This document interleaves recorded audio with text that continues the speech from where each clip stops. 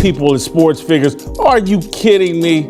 A woman that rebounds and shows up half naked to games? Been on for the last year. Can you kind of describe what it's meant to you, what it's been like for you, both the positives and the negatives? Yeah, we've seen everything this year. We have been through so much adversity, so I'm more than proud of this team. We don't have that much depth. We had some injuries, I took some time away from the team. So many things happened this year, and so many things hit us, and we never folded. And just being able to come out tonight and give our all for 40 minutes, we came up short, but we have to keep our heads high. Andrea Adelson with ESPN for Angel. We saw you fell into the cameras in the second quarter. Did you twist your ankle at all would be the first question. Did that affect you for the rest of the game, if it did affect you? Yeah, I did roll my ankle on one of the cameras. And I mean, I'm tough, so I tried to play through it, of course, and this is something that has been going on for a little while now, but I played through it, and I'm not going to make that an excuse for the rest of my life. Yeah, I did roll my ankle on one of the cameras. And I mean, I'm tough, so I tried to play through it, of course, and this is something that has been going on for a little while now, but I played through it, and I'm not going to make that an excuse for the rest of my play for the game. Go ahead. Michael Cobble, WBRZ TV in Baton Rouge. Reese here with us on set. Angel, congratulations. Thank you.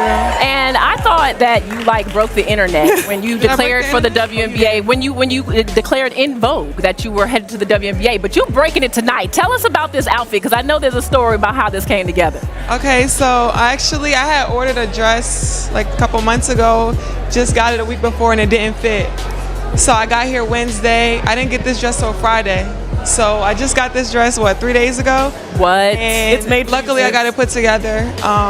Bronx and Branco, and then I had a Simon Miller clutch, and then Christian Louboutin. It's giving. It's giving. I love it. Yes. You talked about busting the internet and talking about you made the decision to come to the WNBA. I remember when you posted, should I stay or should I go? And you decided to go. What went into making that decision?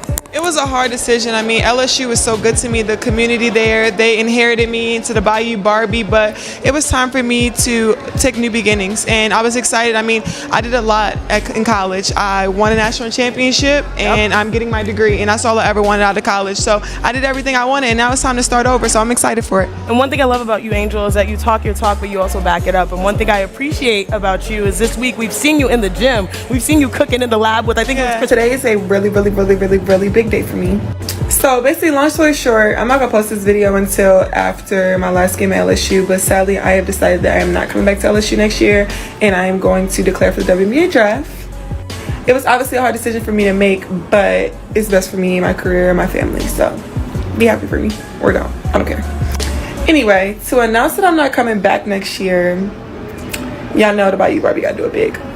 And to announce that I'm not coming back, I am going to be in Vogue. Not Teen Vogue, I've been in Teen Vogue before, been there, done that. Not European Vogue, not American Vogue. Front cover Vogue. Don't ever say the face card, don't eat, cause yeah. When you've been in Vogue, then you let me know, okay. But yeah, I'm gonna take you guys with me to my photo shoot today. I'm super excited.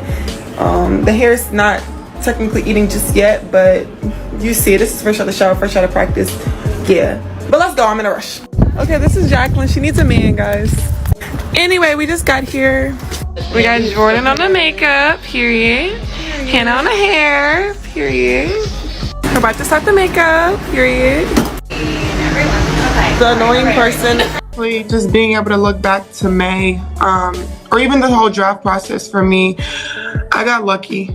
And I'll always say this, and I'll forever say this, being able to have a coach, not just within her first year, you know, she played under Coach Mulkey, so similar experiences. So coming into this league it became a breeze for me, just being able to have a coach that really believed in me and trusted in me. And just from the outside, I mean, obviously she had a lot of pressure on her because she is a first-year coach, and especially as a first-year coach as a Black woman, I know it wasn't really get to stand up for myself. I mean, I have great teammates. I have a great support system. I got my hometown. I got my family that stands up for me. I don't really get to speak out on things just because I just try to ignore, and I just try to stand strong. Like, I've been through so much. I've seen so much. I've been attacked so many times. Death threats. I've been sexualized. I've been threatened. I've been so many things, and I've stood strong every single time. And I just try to stand strong for my teammates because I don't want them to see me down and like not be there for them. So I just want them to always just know, like, I'm still a human. Like, all this has happened since I won the national championship, and I said the other day I haven't had peace since then. And it sucks, but I still wouldn't change. I wouldn't change anything, and I would still sit here and say, I don't understand. Athletes do understand that about each other more than there was some sort of huge negativity. Oh my gosh, I mean, I love Caitlin. We've been competing since we were in AAU. I mean, AAU days, we've always competed. I remember she was at Iowa Tech, and we used to play each other in AAU, and it was always fun and always competitive. One day, hopefully, me and her can be teammates because, I mean, she is a great player and a great shooter and a great person and a great teammate, and understanding that the world is going to have to, they always put a good girl and a bad girl, and just understanding that that's just what it is. And it's just going to be what it is, and I'll take that I'm going to be the bad guy, but I know I've grown women's basketball, and I know I'm being positive, and I know that I've inspired people. So people can think what they think. I know me and Caitlin, we've been cool. We've never had any issues. So just knowing that I've grown women's basketball and she has too, and just help do that is all that matters. I was going to say, so also it sort of depends on the fans. Who's the yeah, it depends. Yeah, it just depends. I mean, LSU loves me, but they might not like her. But you know, exactly. Yeah. What you talk about that a lot, the growth of the game. Obviously, today is announced. There's another expansion team. We're expecting it to go back to 14. Maybe we get to 16 soon. You guys had the highest. Here is the commissioner, Kathy Engelberg. With the first pick in the 2024 WNBA draft, the Indiana Fever select Caitlin Clark, University of Iowa.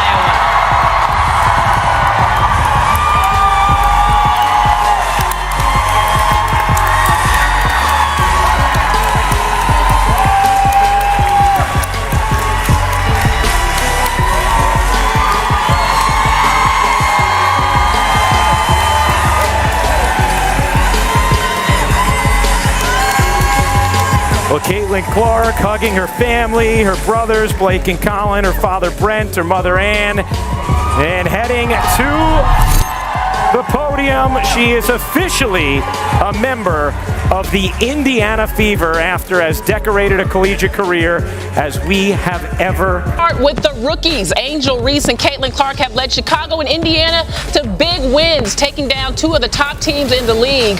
Chicago, big win on the road over Seattle. Angel Reese's double-double streak extending her record to now 12 straight, Carolyn Peck. And she has put in the work. And let me tell you, in this game this weekend, not only was she rebounded, she hit two threes. Don't question that perimeter shot.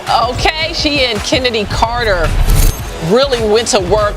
Big win for the young Sky. How about SZA recognizing game, saying she can't wait to go see Angel Reese play some basketball. All right, SZA, we want to see you in the stands, okay? Well, speaking of making history. Miss us? Welcome back to First Take exclusively on YouTube. Stephen A.